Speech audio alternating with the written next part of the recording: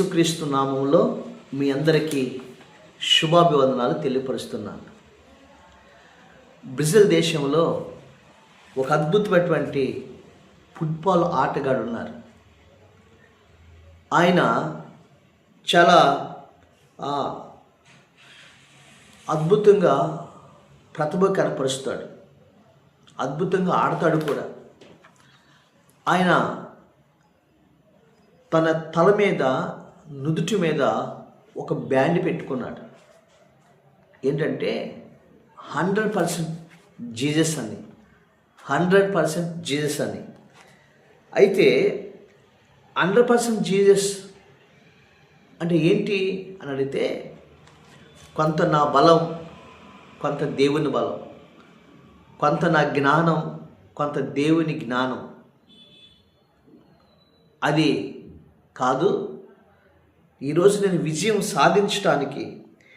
సాధించాలి అంటే 100% Jesus Christ ఆయన బలముతోనే నేను విజయం సాధించాను అని అన్నాడంట. దేవుని స్తోత్రం కలుగును గాక. పిల్లరా, ఆ సమయంలో ఒక టీవీ స్టేషన్ వారు, ఛానల్ వారు అతన్ని ఇన్వైట్ చేశారు.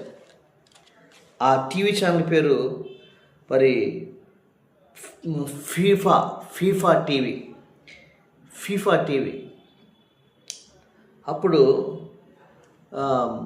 బాబు, అది తల మీద ఎందుకు పెట్టావు?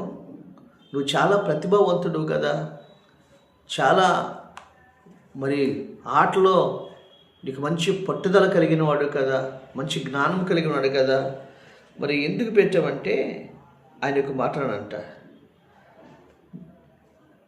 నా ప్రతిభ కన్నా, నా పట్టుదల కన్నా నా జీవితంలో 100% దేవుడే నా బలం అన్నాడంట. అప్పుడు ఆ టీవీ స్టేషన్ వారు, నీవు మరి ఆ బ్యాండ్ గాని తీసేస్తే, ఆ బ్యాండ్ తీసి మా టీవీ అడ్వర్టైజ్మెంట్ బ్యాండ్ పెట్టుకుంటే నీకు 4.5 కోట్లు ఇస్తామన్నారంట. 4.5 కోట్లు ఇస్తామన్నారంట. అప్పుడు ఆయన అన్నాడంట, 400 కోట్లు ఇచ్చినా నేను మీ బ్యాండ్ పెట్టుకున్నానంట. దేవుని స్తోత్రం. ఎంతండి? 400 కోట్లు ఇచ్చిన ఆ బ్యాండ్ పెట్టుకున్నానంట. ఆయన ఆ ఫుట్బాల్ గ్రౌండ్లో లక్షల మంది చూస్తూ ఉండగా ఆయన దేవుణ్ణి ఆ విధంగా ఘనపరిచాడు. ఆ 4 కోట్లన్నర రూపాయలు అంటే 4.5 కోట్లుని దేవుని కోసం కాదనుకున్నాడు. అంత అద్భుతంగా అతను దేవునికి సాక్షిగా నిలబడ్డాడు. దేవుని యొక్క నామాన్ని ఘనపరిచాడు.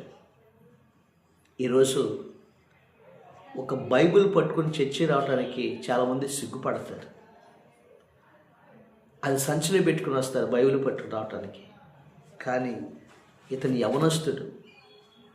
కానీ మరి దేశాలు చూస్తుండగా ఫుట్బాల్ గ్రౌండ్లోనే ఆ 100% జీసస్, నా సమస్త బలము, నా విజయానికి కారణం నా బలం కాదు, నా ప్రతిభ కాదు, నా జ్ఞానం కాదు, నా పట్టుదల కాదు, 100% జీసస్ వల్లే నేను ప్రతిభను కనపరుస్తున్నాను అని స్టేట్మెంట్ ఇచ్చాడంట. దేవుని స్తోత్రం. కాబట్టి దేవుని కోసం 4.5 కోట్ల రూపాయలు కాదనుకున్నాడు ఆయన. 400 కోట్లు ఇచ్చిన కానీ కాదనుకున్నాడు. ఈరోజు అది నిజమైనటువంటి సాక్షి. మనం ఎవరో తెలుసండి? దేవుని చేత అంటకట్టబడిన వారు, దేవుని మార్గంలో నడుస్తున్నవారు, దేవునిలో మనం ఫలించే తీగలు. మన దేవుడికి సాక్షిగా ఉండాలి. అందుకని ఆ దేవుని బిడ్డ దేవుని అంటుకట్టుకుని దేవుని కొరకు సాక్షిగా ఉన్నాడు. ఈరోజు నీవు నేను దేవుని కొరకు సాక్షిగా మనం బ్రతకాలి.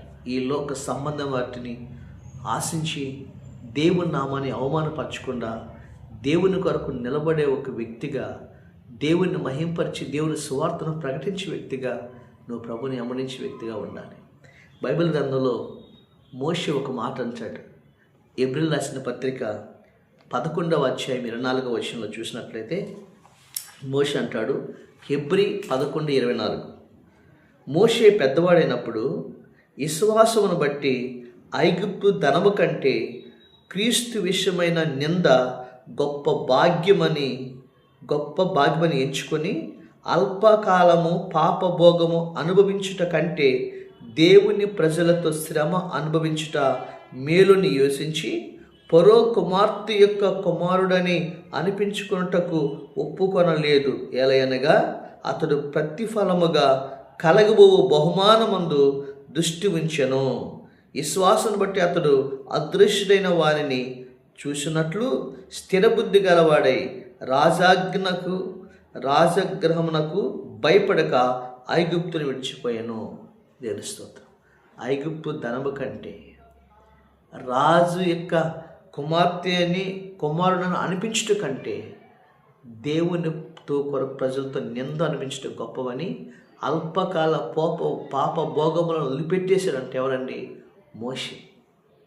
ఒక రాకుమారుడిగా ఉన్నదట్టి నేను రాకుమారుని కాదు, ఐగుప్తు ధనం నాకు వద్దు, నాకు 100% దేవుడే కావాలి, దేవుడి కోసమే శ్రమని అనుభవిస్తాను అని మోషే దేవుని కోసం బయటకు వచ్చేసాడు. ఎందుకో తెలుసా? అతడు అదృశ్యమైనటువంటి వారి బహుమానాన్ని పొందబోతున్నాడు. ఆ బహుమానం కొరకు ఈ బహుమానం ఎంత అని మోషే దేవుణ్ణి అంబడించాడు.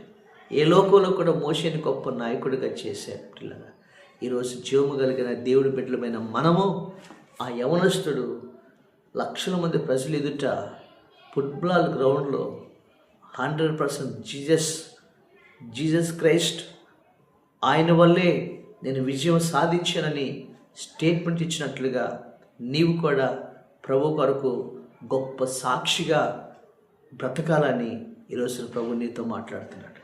అదే ప్రభు కోరుకుంటున్నాడు. ఆ విధంగా మనందరం కూడా బూదిగంత వరకు ఆయనకి సాక్షులుగా ఉందాం, మంచి శిష్యులుగా ఉందాం, అనేకులకు ప్రభువుని మనం పరిచయం చేసే వాళ్ళుగా ఉందాం.